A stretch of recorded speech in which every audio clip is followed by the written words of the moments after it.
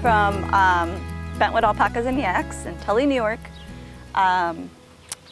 We raise alpacas and yaks. So that's kind of an interesting mix for New York, but it might be apt too, because I've been up here in the winter and boy oh boy, you can use the fur. Yes, yes, they definitely are happy in the winter. They're happiest in the winter, honestly. Both breeds really are made for cooler temperatures. This humidity we have right now, melting us all. Yeah. But so you started with alpacas, is that my understanding? Mm-hmm. And then you also got yaks. So how did you get into both of those? So with the alpacas, we were building this house, and we just knew we wanted to raise something, and we decided on alpacas because they're fairly easy and safe with kids. We had six young children at the time, and did the whole 9 yards with the shows and the fiber and the everything. And as things started to go downhill with that, we met another breeder, alpaca breeder, that also raised yaks, and he offered to trade yak meat for some fiber. And we're like, why would we want yak meat? So he sent us some. It was delicious, and he said, come down to the farm and pick up some more for your restaurant. And we drove down, met the yaks, and as we're driving away, my husband said, so we're getting yaks next. Because you just fall in love with them. So I have a marriage like that too. Yeah. Well, so when you say they're delicious, the yak meat is delicious, so you would know because you've had this restaurant for a little while now? Yep, we've had the restaurant for 6 or 8 years. I lose track, but we started serving the meat a couple years into having the restaurant, and it's just a very big hit. So what does one serve? Was it yak burger, yak steak? We usually do burgers because if someone orders a steak, they're generally disappointed because a yak is much smaller than a regular cow. And so if you order, say, tenderloin, instead of getting a tenderloin like this, you're getting a tenderloin like this. And, so you can put 2 of them on there, but then we just focus on the burger, and it's delicious, moist, healthy, low in fat, low in cholesterol, high in all the good oils and fats, and so. Now I understand when you make, for instance, hamburger, you can do an 80-20, which is 80 meat and 20 fat, and that makes it juicy or less juicy. How do you do that with a yak? Do they have the same kind of fat content when you make hamburger? So we don't add fat to them.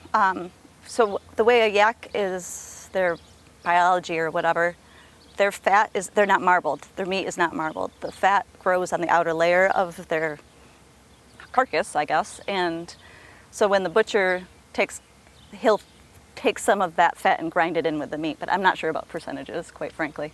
Wonderful. Well, would you take us on a tour? Let's go meet some yaks. So we were talking about fencing. This fencing, is it something that it's like a goat or a pig, they're really going to push to get out of it, or are they kind of happy as long as they have a guideline? The only time we've seen them trying to push through it is if there's a male on one side and a female on the other, or a male on each side and a bunch of females. Or if one of the calves gets on the wrong side of the fence, and the mom's trying to get to him. But the fence, this is supposed to be able to hold in a buffalo, except it's not as tall as a buffalo fence. Yeah, it almost looks like elk fencing in a way. Yeah. Like I think if one of these yaks decided they wanted to jump over it, they probably could. Really? But because I've seen them jump pretty high. That's kind of funny because I don't associate that. I mean, that animal looks like a big dog, and big, like a big fluffy dog. Right. And it's got mass to it. You don't usually associate jumping with mass. Yeah, exactly. They're very agile. I'll shake some chains here and see if I can get them to run towards you because it's pretty majestic. Okay, and now just as we're looking here across the pasture, I see two patterns in colors. One is the solid dark brown. Yep. Or black. I don't know yep. what you call that. And the other is the dark brown and white. I know they come in many different colors. Why do you have those two colors? So the solid black ones it's called Imperial. Don't ask me why they named them the colors these colors, but so the Imperials are the solid color. The ones that are marked like a Holstein basically are called a Royal. And then we have some like that one you can see way over there with the gray nose, that's a Native.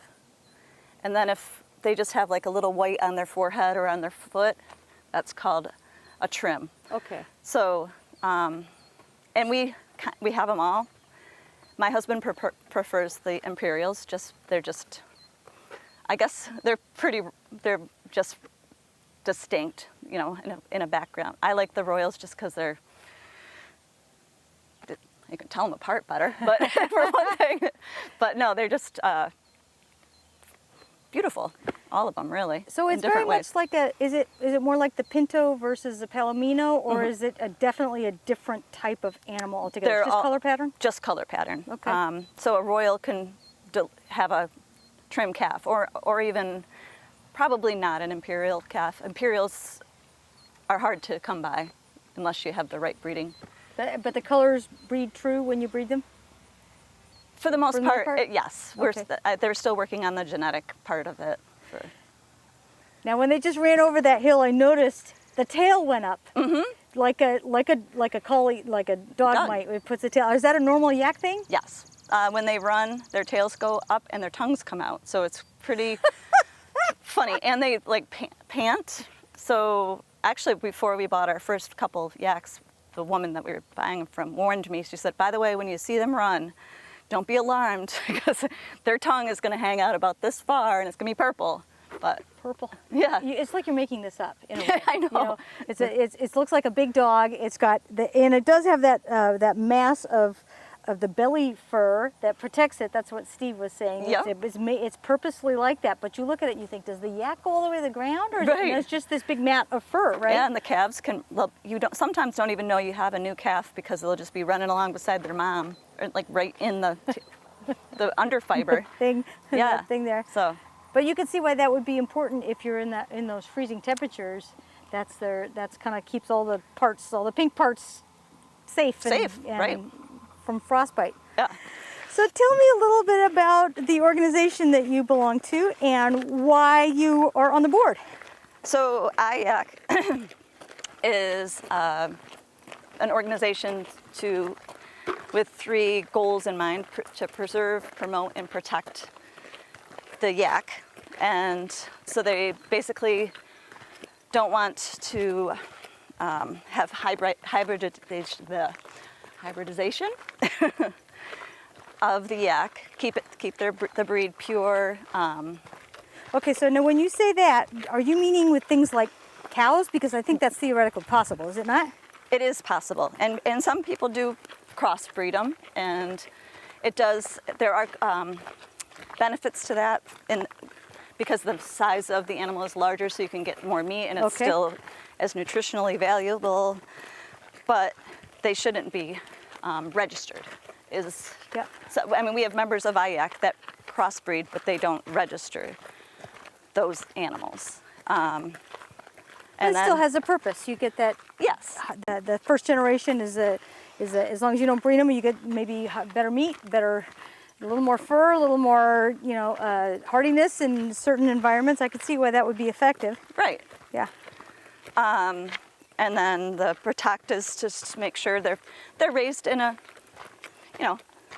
humane manner. Yep, I respect that. Even butchered in a humane manner. And then protect. promote. You know, that's just obvious. Education, yeah. Yeah, education and advertising and Yeah, I like your website. yeah. They Yeah. just updated it. I noticed that. I really like it. So here Here they are. Wow. they made us walk for it, but So these are really interesting. It looks like you took a bison and you mixed it with, I keep coming back to dog, but it's the tail, isn't it? And the yes, fur. yeah. It's like a Saint Bernard mixed with a... girls. So this group right here is mostly younger yaks. I mean, the two royals, the two black and whites, are adults, and they each have a calf. They grunt though, isn't that a They do characteristic? grunt. Tell me about the grunt. That's just the sound they make rather than mooing. So it's always an interesting tidbit to tell kids when they're visiting, or a yak fact. It's been a while, but if I remember, there's something about the name that means grunting ox or something of that nature? Gross grunions or something like that. Yeah, the Latin name, yes, Yeah. and there's no way I'll come up with that. But Yeah. so I could see how that tail going up is a big alarm flare to everybody else. There's something going on. Yes. It's like the deer, the white-tailed deer. When they put their tails up yeah. like that, that's their signal to the rest of the herd, correct? That's right. Come here, honey. A treat. I take it back. That looks a little more like a Scottish Highland cow. They do, The Scottish Highland cattle mixed with the Saint Yeah. Bernard. They're being very shy. Well, I can see why. Maybe I don't know if it's the face thing or the. So this is not your meat herd. You said that's somewhere else, right? Right. You don't name them. It's number 1, 2, and 3 instead of Sam, Joe. I still name them because they're all born here, and we give them the benefit of the doubt at the beginning, and then once in the 6-month time period or whatever, we decide whether they're a meat animal or not. So most of the males that are here, all but one, I believe, are destined to be meat animals, but they're just not quite big enough to be with the adult bulls we have at the other farm. They would Okay. just get beat up. Okay, So, they're banded, so they're gelded. So when do you do the gelding? Is it young like cattle or older? We wait till by 6 months, just so we can kind of, like I said, give them the benefit of the doubt. Actually, we went to band one of the bulls and lifted up the tail and realized it was actually a female recently. Well, I mean, that seems like Look at all that hair. How can you tell? That seems like a funny thing. You really cannot. The parts that you usually might make the assumption on are completely buried. You can't even see the ground underneath some of these animals. Yeah. No, my luckiest days are when the calves are born right next to the fence. So I can reach through the fence, spray the umbilical cord, and lift up the tail and determine the sex before they get up and walk away. But it does happen more often than you would think, honestly. I could exactly see how that might happen. When you look at them, do they seem more wild to you or more domesticated? I feel that they're more domesticated, honestly. If you look at pictures of yaks that are in Tibet, they definitely don't have as much fiber. And there is more variety in their coloring, and because they have crossbred with cattle there too. So, I mean, I think all the yaks in America definitely, before they came here, had a little bit of cattle introgression to begin with, but here we're trying to keep them as pure as they came, basically. Here they come. Now they're gonna come. Come here, girls. And Terry's the one that likes treats, so teriyaki. That's almost mean. Terry.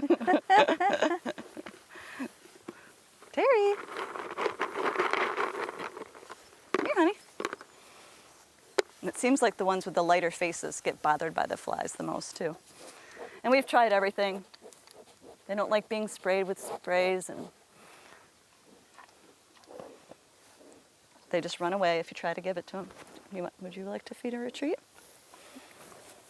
It's just like flat hand or? Yeah, it's just they don't have she won't bite you. She'll just be trying to bite that, or you can just shove it right in her mouth.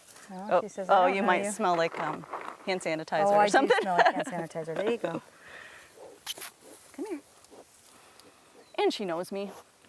Well, immediately as we as we went out the gate, then they started to move. So they're way. I mean, they're not just kind of sitting out there going. Yeah, Oh, I they're don't know paying what's going on." attention, They're for paying sure. attention. Yeah. You can't really sneak up on them. And if you do, if you see them startle, whew, that's when you know.